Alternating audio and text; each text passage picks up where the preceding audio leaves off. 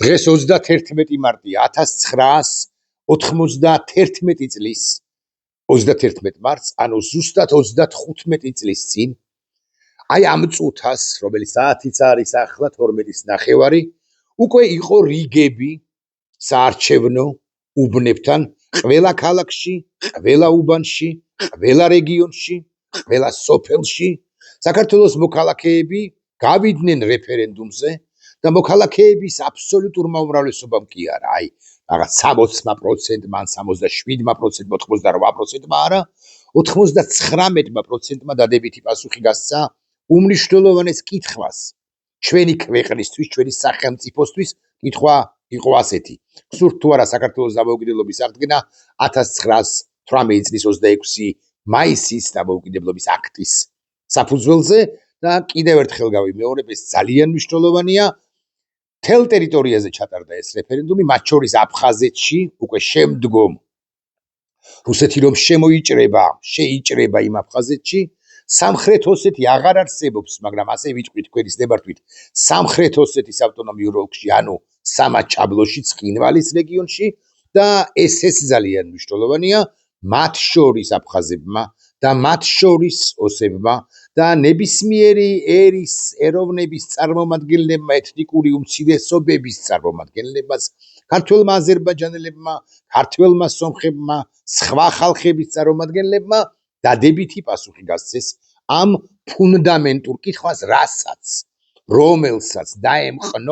დაეყრდნო საქართველოს უზენაესი საბჭო,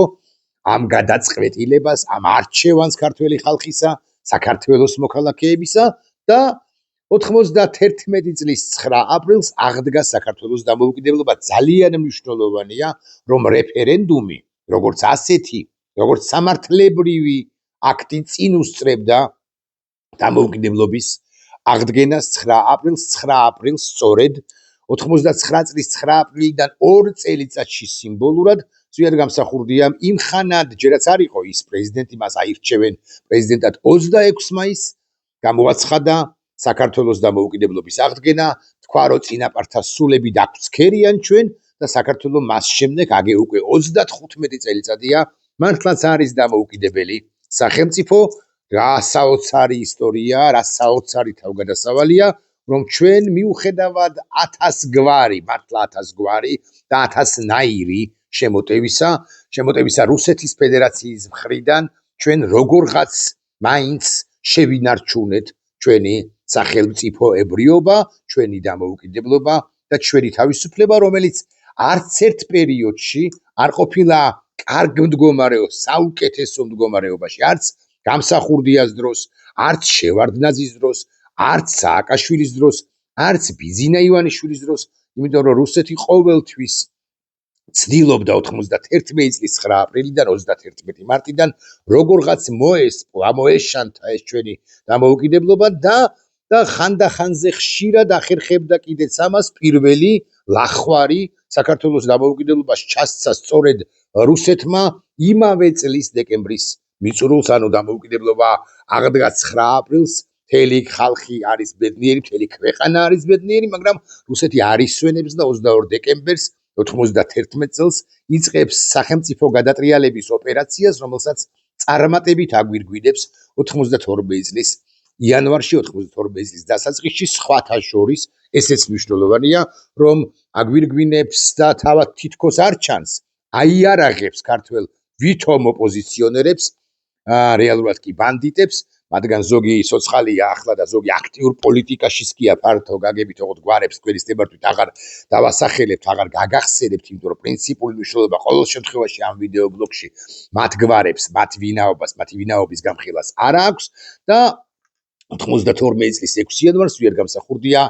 იქნება განდევნილი ჩვენი ქვეყნიდან უკვე შემდგომ პერიოდში 92-შივე, როდესაც ჩატარდება სპეცოპერაციები და მათ შორის ერთ-ერთი სპეცოპერაცია იქნება აფხაზეთის ტერიტორიაზე რუსების მიერ თავსმოხვეული ომი და 93 წლის 27 სექტემბერს იცით თქვენ, რომ ამ 13 თვისა და 13 დღის შემდეგ საქართველო დროებით დაკარგავს მის ძირძველ კუთხეს აფხაზეთს და ეს ოკუპაცია, აფხაზეთის ოკუპაცია გრძელდება შესაბამისად უკვე 34 პრაქტიკულად 34 წელიწადია კიდევ და კიდევ უკვე შემდგომ პერიოდში 90-იანებში 2000-იანებში 2010-იანებში და ახლაც აი უკვე 21 საუკუნის 20-იან წლებში რუსეთი რა სპეცოპერაციებს არ ატარებს საქართველოს წინააღმდეგ რატომ იმიტომ რომ როგორღაც დაანგრიოს ის იდეალები რომლებიც ჩვენ გვაქვს და რომლის მიღწევები რომლებიც ჩვენ მივიღეთ რომლებსაც მივაღწიეთ ჩვენ 91 წლის 31 მარტს და 31 მარტის შემდგომ დღეებში პირველ ყოვლისა ცხადია გულისხმობ 9 აპრილს 9 აპრილი და 31 მარტი არის ყველაზე მნიშვნელოვანი ფუნდამენტები საქართველოს სახელმწიფოებრიობაში ახალ სახელმწიფოებრიობას გულისხმობ ცხადია 31 მარტი გახდა საფუძველი 9 აპრილისა საძირკველი 9 აპრილისა და უკვე შემდგომაც ჩვენ გარკვეული წარმატებები ყველას პრეზიდენტობის დროს თუ ხელმძღვანელობის დროს ჩვენ გვქონდა განა არა მაგალითად წინ წავიწიეთ ნატოსთან მიმართებაში ჩვენი ჯარი მეტნაკლებად ნორმალური გახდა 2000-იანი წლების დასაწყისიდან ევროკავშირს დაუახლოვდით განა არა ვიზო რეჟიმი მივიღეთ ასევე სავაჭრო ურთიერთობები გავაჩაღეთ სწორედაც რომ ევროკავშირთან და ასე შემდეგ, მაგრამ ეს ორი დღე, ეს ორი თარიღი, აქ გითხარით, არის ყველაზე საფუძვლიანი, ყველაზე ფუნდამენტური, ყველაზე მნიშვნელოვანი ბიძინა ივანიშვილი პერიოდში, ანუ 2012 წლიდან ყველაზე უფრო მეტად შეირყა სწორედაც რომ 31 მარტი როგორც ამბავი, როგორც მოვლენა, როგორც ფუნდამენტური მოვლენა, ბიძინა ივანიშვილმა ჰიბრიდული ომი გამოუცხადა არა მარტო რევოლუციას 2003 წლის ანგრევს დღესაც 2003 წლის ვარდების რევოლუციის იდეალებს, არამედ პირველ ყოვლისა გამოუცხადა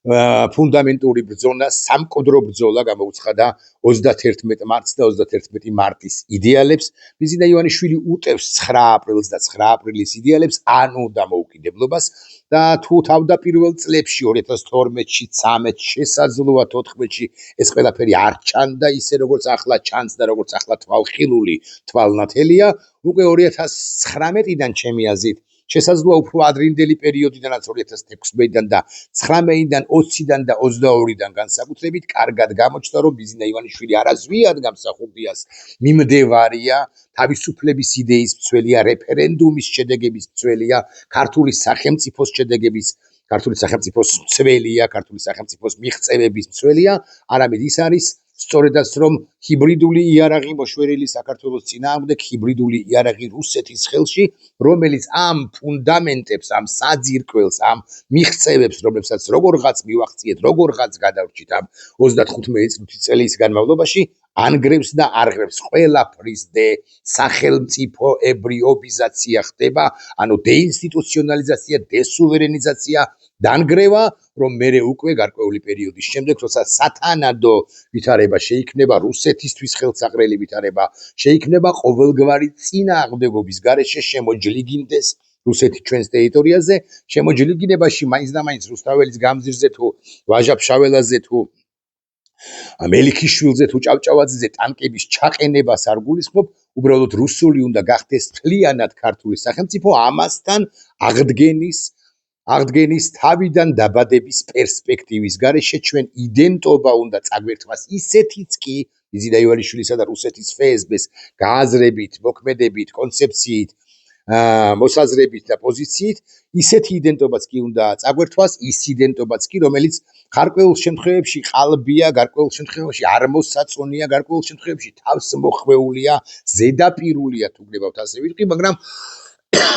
მნიშვნელოვანი კი არის ქართველთა საქართველოს მოქალაქეების გარკვეული ნაწილისათვის არავინ არც ერთმა პოეტმა არ უნდა დაწეროს ლექსი თავისუფლებაზე,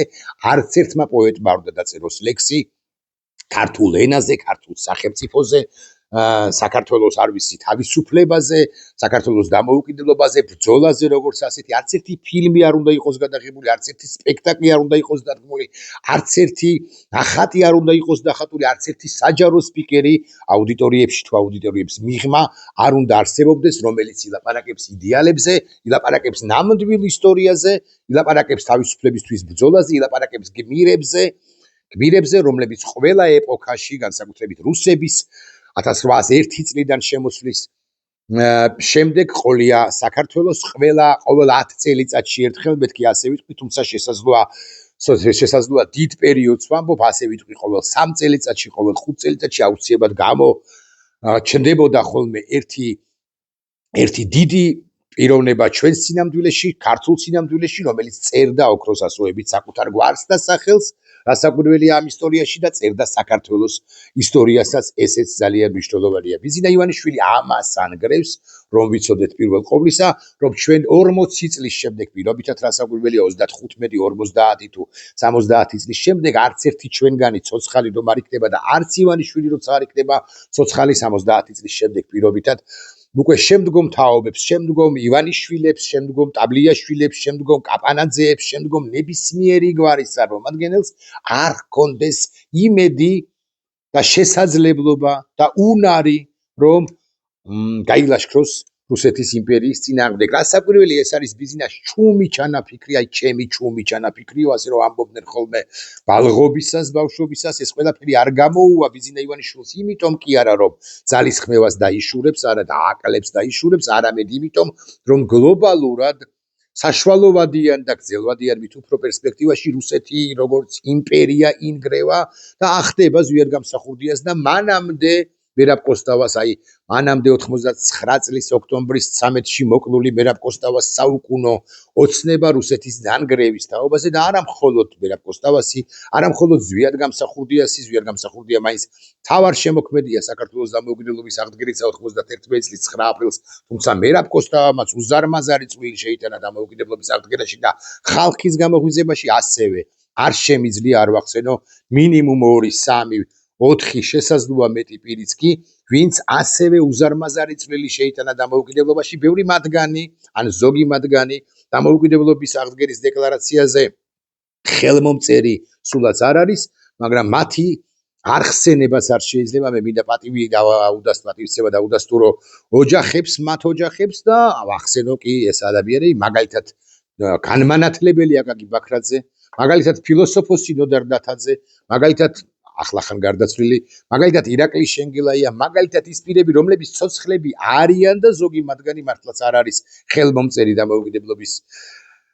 აღდგენის აქტზე, მაგრამ ისინიც არიან დამფუძნებელი მამები. აი ეხლა კი დავსვამ თავარ კითხვას, რომელიც ალბათ ყველაზე საინტერესოა, თუმცა შესაძლოა ამ ვიდეო რგოლში ამგვარი კითხვა არც უნდა ისმებოდეს. მე მაქვს კითხვა სად იყავით თქვენ მაშინ ზრდასრულები ვინც იყავით 91 წლის 11 მარტს, მე დილის 8 საათიდან 9 წუთებიდან ვიყავი საარჩევნო უბანთან სახლთან, ჩემს სახლთან და ველოდი ახლახან შემისრულდა 2 თვის წინ, არა უკაცრავად 20 დღის წინ 11 მარტს შემისრულდა 18 წელი, შესაბამისად უკვე მქონდა არჩევნებში და რეფერენდუმში მონაწილეობის შესაძლებლობა უფლება და დილის 8 საათზე მე უკვე ვიყავი დარჭობილი საარჩევნო უბანთან, რათა მომეხაზა დადებითი პასუხი კითხვაზე მსურს თუ არა საქართველოს დამოუკიდებლობის აღდგენა. თქვენ სად იყავით? ახალგაზრდებს არ მიუმართავ, ვინც სრულწლოვანი არ იყო იმ ხანად, მე მიმართავ ადამიანებს, ვინც სრულწლოვანი იყო, ჩემი ხნის სულ მინიმუმ ხო და ჩემზე უფროსებს მიუმართავ. სად იყავით მაშინ და ყველა თქვენგანი, აბსოლუტურად ყველა თქვენგანი გურიდან დაწყებული კი არა, აი სოუდან დაწყებული ლაგოდიხის ჩათვლით იყავით საარჩევნო უბნებში, საარჩევნო უბნებთან და უბნებში დილის 8 საათიდან საღამოს 8 საათამდე და მაქვს ერთი კითხვა, ხომ არ გახსენდებათ ერთი პირი მაინც ჩვენ სინამდვილეში ახლა მყოფი, ვინც ერთი პირი მაინც, რომელმაც არათუ მონაწილეობა, არათუ უარყოფითი პასუხი არ გასცა თუ გასცა, აი გოგა ხაინდრავაკ მაინც მომიხდა მისი ხსენება, ალბათ მაინც აი ხო ვაკრიტიკებ, მაგრამ ვერ გაბედავდა უარყოფითი პასუხის გაცემას, ან ნუგზარ ფოფხაძე ასე მაგალითად, ან რომელიმე დღევანდელი ქართული ოცნების ირიბი თუ პირდაპირ მხარდამჭერი პირები, რომლებიც ქართულ სახელმწიფოს ებრძვიან, მაგრამ ისინიც კი ვერ გაბედავდნენ უარყოფითი პასუხის გაცემას. მე მათზე არ ვლაპარაკობ ახლა, მე ვლაპარაკობ ერთ ადამიანზე, ხომ არ გახსენდებათ ერთი ადამიანი, რომელიც საარჩევნო უბანთან უბრალოდ ვერ და არ მივიდა პირველ ყოვლისა, რომელსაც შეეძლო იმ ხანად მოსკოვში მყოფს ჩამოსულიყო თბილისის საერთაშორისო აეროპორტში ჩარტერული რეისითაც კი, ამასაც რომ დავიდავანებოთ ჩვეულებრივი რეისიდან, იქ საერთაშორისო თბილისის აეროპორტში მას უთუოდ დახვდებოდა ესკორტი მისივე ავტომობილებისა და ქირავებულებისა ან რეალურად მისი ავტომობილების ამასთან ძალიან ძვირფასი იმ პერიოდისთვის ძალიან ძვირფასი ავტომობილებისა 91 წელზე ვსაუბრობთ, როდესაც ჟიგულისა და ზაპოროჟესის გარდა არაფერი არ დადის ამ ქალაქში და ამ ქვეყანაში, მაგრამ ის როგორღაც მოახერხებდა ძველი დღევანდელი გადმოსახედიდან ძველი, ხოლო მაშინდელი გადმოსახედიდან და მაშინდელი რეალობის გათვალისწინებით ახალ-ახალი მერსედესებით გზავრობას საჩხერე ჭიათურისაკენ, მე ამავე მერსედესებით ასვლას მშობლიურ ჭორბილაში ჯერ სახლში შესვლას და მერე საარჩევნო უბანში მისვლას, რომელიც სკოლის ან ბაღის, უფრო სკოლის, ან უფრო იქ ადგილობრივი რაღაც სოფლის, რაღაც მუნიციპალიტეტის ალბათ სწორი არ არის, მაგრამ რაღაც სახელმწიფო დაწესებულებაში იყო განთავსებული, იქ შესვლას, აღებას ბიულეტენისა და მოხაზვას დადებითი პასუხისა კითხვაზე, დადებითი პასუხის გაცემას გსურთ თუ არა საქართველოს დამოუკიდებლობის აღდგენა, მაგრამ ამ კაცმა, რომელიც დღეს უკვე ღია მოწინააღმდეგეა საქართველოს დამოუკიდებლობისა, ეს ყველაფერი არ გააკეთა. ამით მე ვიტყვი ღიად, მან თქვა მთავარი, რომ ის წინააღმდეგეა საქართველოს დამოუკიდებლობის აღდგენისა, ის ეწინააღმდეგება საქართველოს დამოუკიდებლობას, ის ყველაფერს გააკეთებს იმისთვის, რომ საქართველოს დამოუკიდებლობა თუ ის შეიქმნება, თუ ის იქნება, თუ საქართველოს დამოუკიდებლობა აღდგენილი იქნება, ყველაფერს გააკეთებს იმისთვის, რომ დაამარცხოს 31 მარტიც და 9 აპრილიც და ქართული სახელმწიფოც და ქართული საზოგადოებაც. მე მას სასაკვირველია დავასახელებ. ეს ბიზინა ივანიშვილია. იცით თქვენ უჩემოდაც მიხვდით, თუმცა სხვა ქართველებიც ალბათ იქნებიან, ვინც დამოუკიდებლობას არ მისცა ხმა 31 მარტს და ისინი არა ოქროს, არავე ოქროს და ვერცხლის, არამედ ჟანგის ასოებით ჩაიწერენ საქართველოს ისტორიაში სამარცხვინოთა შორის უსამარცხვინო ესები არიან. ბიზინა ივანიშვილი ამ თანამედროვე სერგო ორჯონიკიძეების, ჩვენი ეპოქის სერგო ორჯონიკიძეების სიის სათავეშია. ჩვენ კი ყველაფერს გავაკეთებთ და მოვახერხებთ კიდეც, რომ რუსეთს და რუსეთის აქაურ სტოვრებს გამოვტაცოთ ჩვენი დამოუკიდებელი საქართველო, ჩვენი დამოუკიდებელი სახელმწიფო, ჩვენი სახელმწიფო, ჩვენ ვუერთგულებთ 31 მარტის იდეალებს, აგრეთვე 9 აპრილის იდეალებს და ჩვენ დავიცავთ ამ ქვეყანას, რადაც არ უნდა დაგვიჯდეს. ნახვამდის.